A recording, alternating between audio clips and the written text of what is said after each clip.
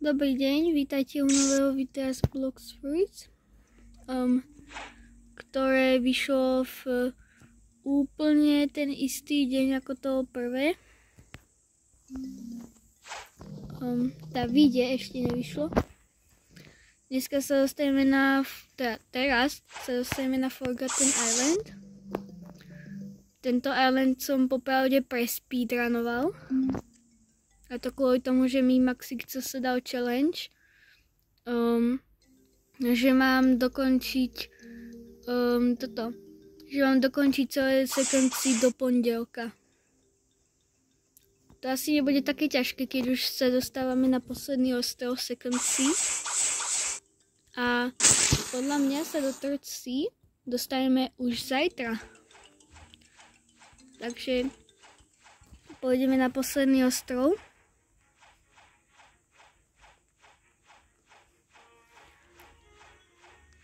Chvíľku to bude trvať.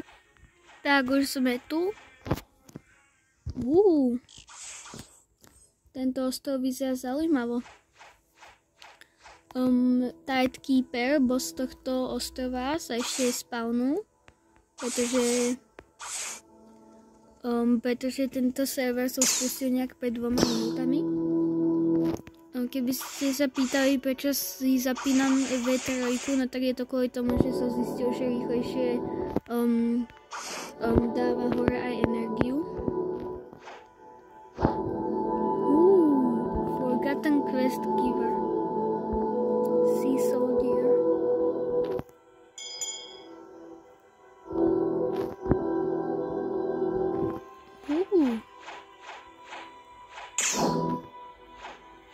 Táto hudba je strašne pekná.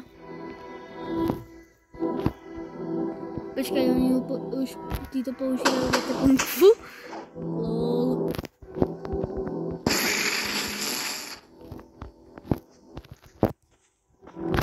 Ešte som vám chcel ukázať ten Burning Slash. Tak toto vyzerá, keď ho držíte. A keď ho iba stlačíte, no tak robíte iba takú maličkú čiaru. Počkajte, ukážem vám to. Steam Charged Fist používa. A to urobíte, keď nebudete držať.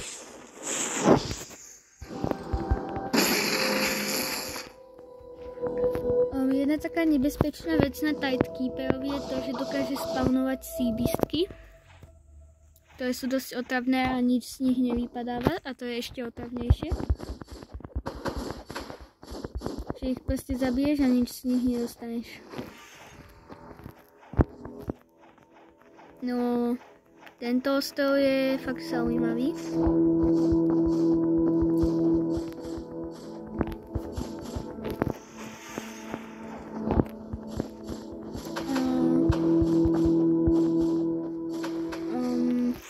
Bude mi asi chýbať aj Second Sea.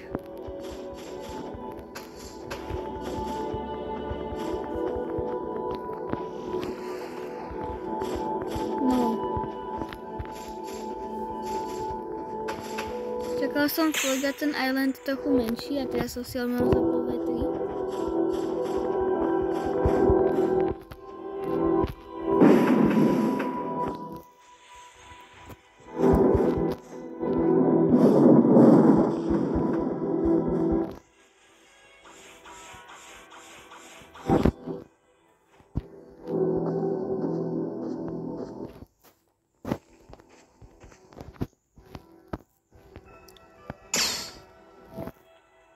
Počkajte, tak.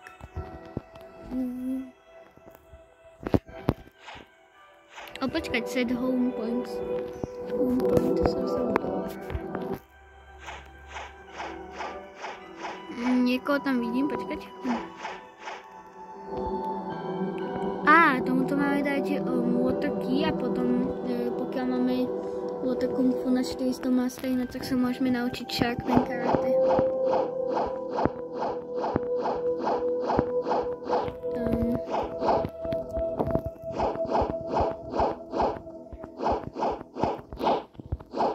Tam sa objavuje Tidekeeper.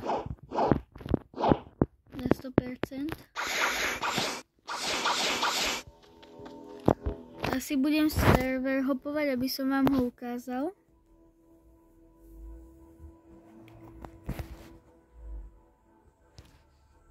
Tak asi nič.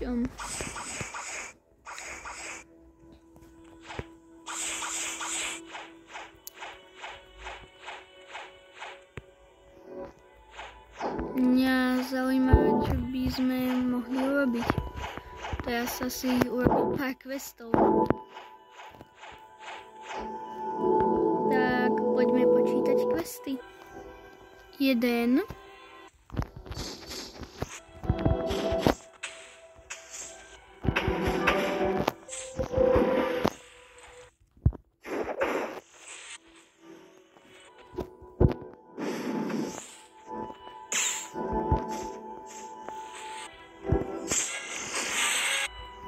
Dva.